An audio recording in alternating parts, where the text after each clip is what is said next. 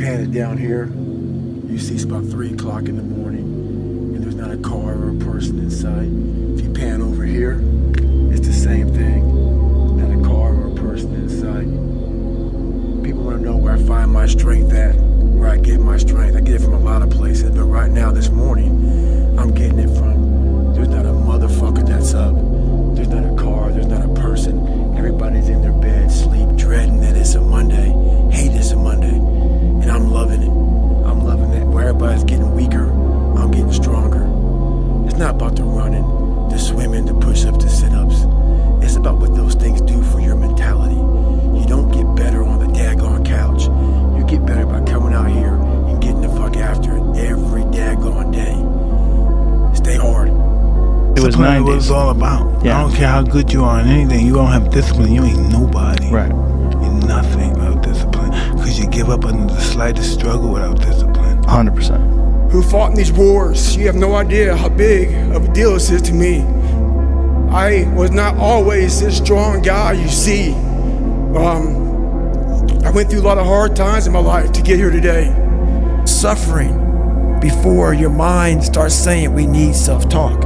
So what I tell myself is I go back to the months and years of preparation to get to that day. And I'm telling myself, the 3:30 in the morning, and I'm looking at my shoes, and I want to go out there and run 30 miles. I have to, in that second, in that moment of this self-talk, my mind saying, you gotta find more, you gotta find more. I once again calm down, go back into my mind, in my cookie jar I call it, and I have to reflect back on the shit I did to get here. And that becomes my self-talk. Self-talk does not work unless it is real. Most of us lie to ourselves in the self-talk. It doesn't work. It has to be real. It has to be something that you've done to make it really work.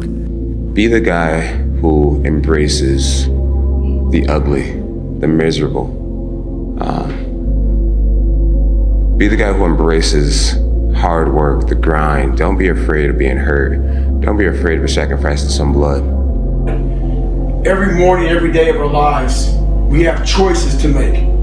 You have the choice to stay in bed, to say, forget it, I'm not gonna work out today, or forget it, I'm not gonna work hard today. You always have a choice every single day of your life. A lot of times I'll be in a 200-mile run or something like that, and I'm all jacked up. Body's broken, mind's broken, spirit's broken. I started to say, what if I can pull this off? When I first walked into the Navy SEAL recruiter's office, he looked at me and said, there's only been 35 African Americans in 70 years make it through. You know what I said to myself? What if I can be the 36th? It's the what if I can pull off a fucking miracle. What if I can become someone that no one thinks I can be? And just me talking about that, I have the hair going up on my arms because it makes me just like, what if? There's nothing you're gonna say, there's nothing you're gonna fucking do that's gonna outweigh anything I've already said to myself. That guy sucks, he's ugly, he's fat, he's full of shit. I've already said that, you know? So The fear is never reaching your potential. That's it. That always falling short, always quitting before you're done, always procrastinating, always not doing the right thing. And then one day you're an old man. Yep. And you look back and go, God, I could have been great. Yep. I could have been great.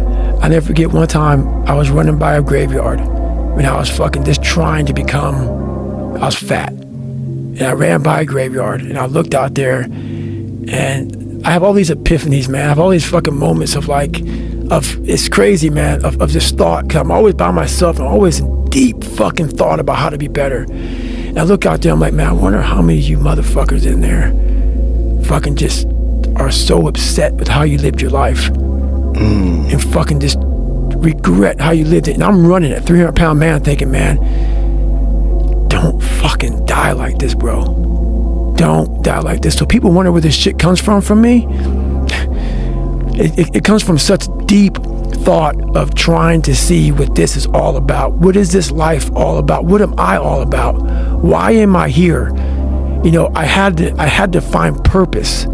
And my suffering, it had a purpose. It had a fucking purpose. There's also a section of men who just feel alone, like myself, who felt like they have to hold things in and that they shouldn't share their emotions, that they don't lean on people and that they should just carry stuff in and they need to be X, Y, and Z to be like good enough. So there's this like balance of that, and you almost need to learn to, again, like I mentioned, like that the masculine and the feminine, being able to integrate that. I feel like a real man is confident and comfortable enough to embrace the feminine energy he has in him. If he's emotional, let it out, but also have that masculine side of it, be like, I'm going to be emotional right now, but I'm still going to go and fuck shit up right now, you know? I'm still going to take charge of what I want with my life. I'm going to work fucking hard and be disciplined, but I'm going to accept that sometime I'm going to break down, and it's going to be, I'm not saying that women break down, but there's more emotion over there, and allow it to feel it and to ask for help and to lean on people and be able to balance those two, and that like yin and yang. I think that's what's missing personally. Right? Like you can be going as fast as possible in the wrong direction, and it actually takes you further away from the destination. And this is something that a lot of people, I call it the manopause, which is mid-20s toward late 20s. A lot of guys, it seems like you had yours earlier, realize that a lot of the values that they hold, a lot of the things that previously they took a sense of self-worth from, that the world told them that they should value, they don't make them feel fulfilled anymore. And they go, oh fuck, like I got toward the top of this mountain and I realized that it was the wrong mountain that I climbed, and actually I was supposed to be on that one over there. And it's difficult because in order to get to that one, you need to go back down this one that you've already climbed. You need to dispense with the stuff that you've got rid of. This is where I think introversion is such a cheat code, because like I feel like you're less at the mercy of other people's desires. Because even like for me, I noticed that if the more frequently and the more for a sustained period of time I'm involved in certain just patterns of behavior, oftentimes socially or just what I do in general, you just become locked in those patterns and it becomes more difficult. You have more of like a narrow perspective. So, you know, the brain's malleable, it just gets programmed in that way and you're just kind of operating that way. So for me, a lot of like the best insights that I've gotten are like times when I like completely just like fully detached and just enter this weird like meditative just like flow state of just being just alone. What I've learned is that most of the sabotage in your life is self-induced. Hear me out, okay?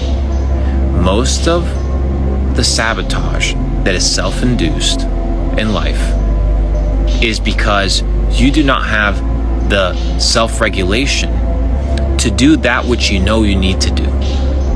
So you need to be able to ask yourself, right? You know you need to go to the gym. You know you need to start this business. You know you need to read this book, but you don't do it. Why? Why don't you do it? Not, oh, I didn't do it today. No, why didn't you do it? Why did you cave to the nonsensical bullshit and the perspective that you're above the grind, you're above the work, you're above the consistency? Because these are the things that are holding you back. We understand that consistency compounds. I've said this once and I'll say it again. But why is it that you know what to do, but you don't do it? Don't just say, oh, because I'm lazy. No, that's not good enough. Right? No, it's not that you're lazy. Something else is wrong. You need to be able to identify these things. And once you identify these things, you're able to tackle them effectively. It's because I fought for it. Because no one gave it to me. Because it was just me alone in the gym, me alone in the mirror, me alone in my head. No one did it for me. I worked for it, and I'm never going to let someone else take that from me. It's because... Like, what bothers you about yourself? I just wish I just felt more comfortable in my own skin a lot of times, you know, because I feel like I would be able to be more effective as a person if I could just like kind of not toil in some of my own, you know, small self-worth issues or like lack of confidence at times. You know, I wish I could trust my instincts, and I wish my instincts were like better calibrated so that I knew when if I was doing like okay and good stuff, then my insides like told me you're being okay, you don't have to worry, you know.